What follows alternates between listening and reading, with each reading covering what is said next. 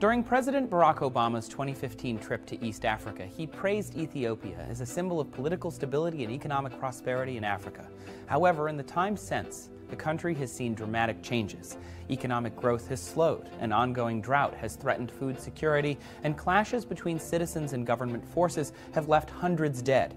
The United Nations, the U.S. government, human rights organizations, and most recently an Ethiopian athlete at the 2016 Summer Games have all spoken out against the violence. So why is Ethiopia falling apart?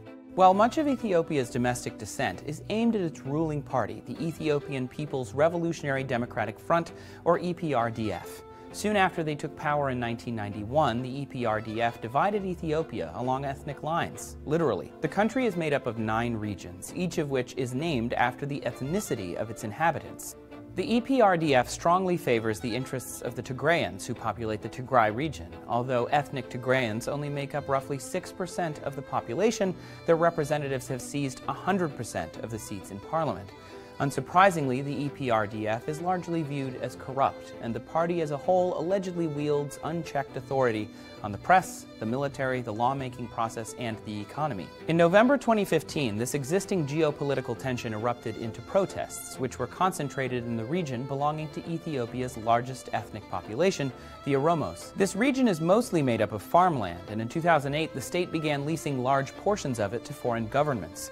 This intensified the Oromos' existing frustration over the state's so-called master plan to expand the country's capital city into their land. The government later nixed the plan out of, quote, huge respect for the Oromo people.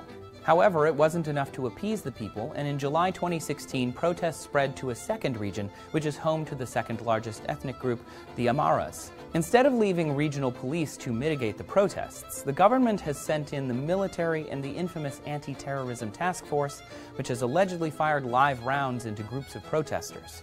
These actions are tacitly permitted under Ethiopia's controversial anti-terrorism law, which gives the state sweeping powers to mitigate the threat of extremist ideologies. Since the law came into force in 2009, it has been used to justify the kidnappings, torture, and arbitrary detention of anyone who vocally opposes the government.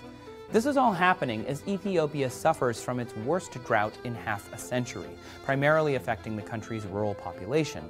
El Niño-induced rain shortages have killed up to 90% of crops in some areas, reportedly leaving as many as 10 million people in need of food aid.